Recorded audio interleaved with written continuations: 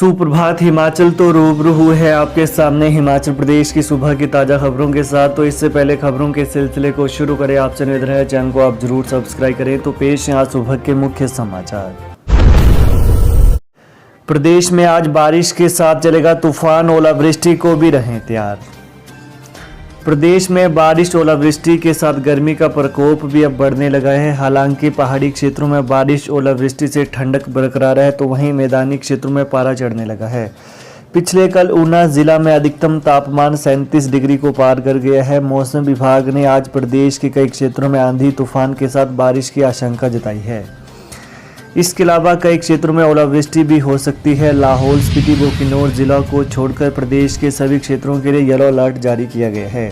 प्रदेश में 9 जून तक मौसम के खराब रहने की आशंका है। मौसम विज्ञान केंद्र शिमला के निदेशक सुरेंद्र पॉल का कहना है कि प्रदेश में पश्चिमी विक्षोभ अभी सक्रिय है। 6 जून को प्रदेश के 10 जिलों के लिए येलो अलर्ट जारी किया गया है। 7 से लेकर 9 जून तक प्रदेश के कई क्षेत्रों में बारिश की हल्की बौछारें गिर सकती हैं। NIT 127 में नौणी विश्वविद्यालय को 17वां रैंक, HPU टॉप 200 की सूची से बाहर। भारत सरकार के शिक्षा मंत्रालय ने पिछले कल देश भर के उम्दा इंजीनियरिंग संस्थानों की राष्ट्रीय संस्थागत रैंकिंग फ्रेमवर्क NIRF की सूची जारी की है।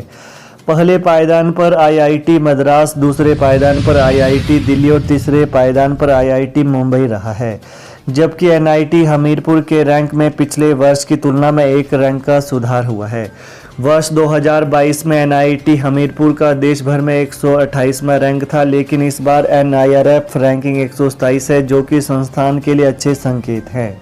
बता दें कि हालांकि NIT की यह रैंकिंग उम्मीदों के अनुरूप बहुत अच्छी नहीं है। वर्ष 2016 में NIT हमीरपुर का देश भर में 51वां रैंक था, लेकिन NIT हमीरपुर में 2 साल पहले के कारनामों के कारण देश भर में छवि खराब हुई।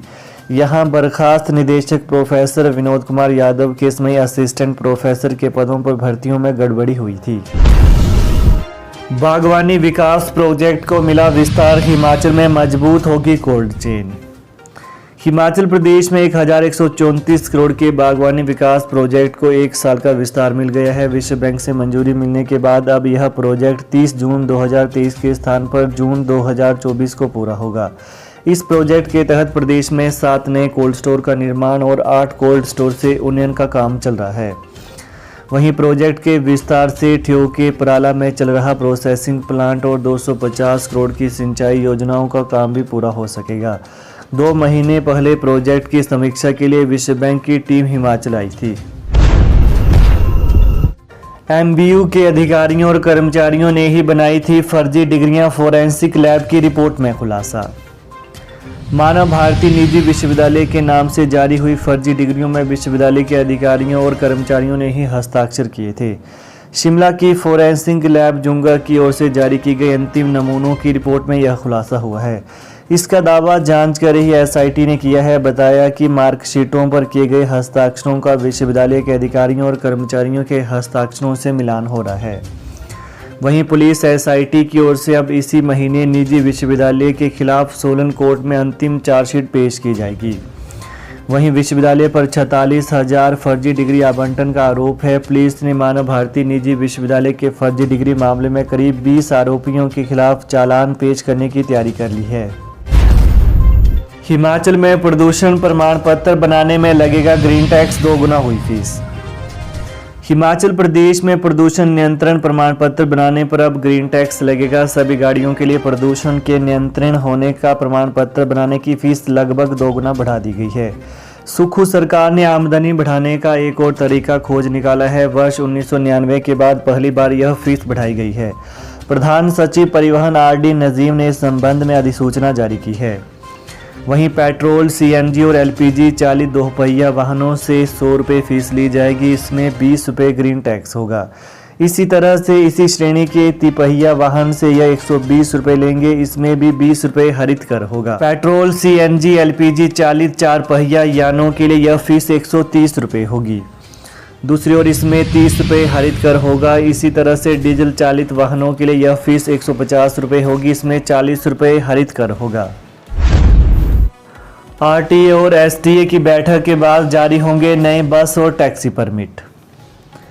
उप मुख्यमंत्री मुकेश अग्निहोत्री के आदेशों पर सरकार की ओर से गठित राज्य सड़क परिवहन प्राधिकरण एसटीए और क्षेत्रीय सड़क परिवहन प्राधिकरण आरटीए की बैठक के बाद प्रदेश के हजारों बस और टैक्सी ऑपरेटरों को परमिट जारी होंगे।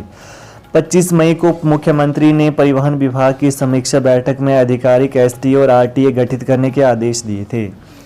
वहीं पिछले हफ्ते इसे लेकर अधिसूचना जारी कर दी गई, लेकिन अभी तक एसटीए और आरटीए बैठक की तिथियां तय नहीं हो पाई हैं। बैठकों में मंजूरी मिलने के बाद ही आवेदकों को परमिट जारी होंगे। 31,000 करोड़ के निवेश वाली परियोजनाओं को धरातल पर उतारने के लिए होगा मंथन। हिमाचल प्रदेश में विभिन्न कारणों से अटकी पड़ी 31,000 करोड़ रुपए के निवेश वाली परियोजनाओं को धरातल पर उतारने के लिए शिमला में इन्वेस्टर मीट होने जा रही है। मुख्यमंत्री सुखविंदर सिंह सुक्खू की अध्यक्षता में 7 और 8 जून को शिमला में 2 दिवसीय इन्वेस्टर मीट होगी। इसमें उद्योग मंत्री हर्षवर्धन चौहान भी विशेष रूप से उपस्थित रहेंगे। वहीं इसमें 100 करोड़ रुपए से अधिक के निवेश वाले उद्योगपतियों को बुलाया गया है, जो उद्योग, ऊर्जा और पर्यटन विभाग से संबंधित परियोजनाओं के बारे में चर्चा करेंगे। इस अवसर पर उद्योग विभाग के 46, ऊर्जा महकमे के 20 और पर्यटन 14 प्रोजेक्टों पर इनमें चर्चा होगी। उच्च शिक्षा निदेशालय बायोमेट्रिक पर हाजिरी नहीं लगाने वाले स्कूल, कॉलेजों, शिक्षकों पर होगी कार्रवाई। बायोमेट्रिक मशीनों पर हाजिरी नहीं लगाने वाले स्कूल और कॉलेजों के शिक्षकों के खिलाफ कार्रवाई की जाएगी। शिक्षण संस्थानों के प्रिंसिपलों की भी इस कोताही के लिए जवाबदेही सुनिश्चित की जाएगी। व्यवस्थाएं जांचने को उच्च शिक्षा निदेशालय की विशेष टीम शिक्षण संस्थानों का औचक निरीक्षण भी करेगी। वहीं उच्च शिक्षा निदेशक डॉक्टर अमरजीत कुमार शर्मा की ओर से इस बाबत सभी प्रिंसिपलों और जिला उपनिदेशकों को पत्र जारी कर आगाह किया गया है।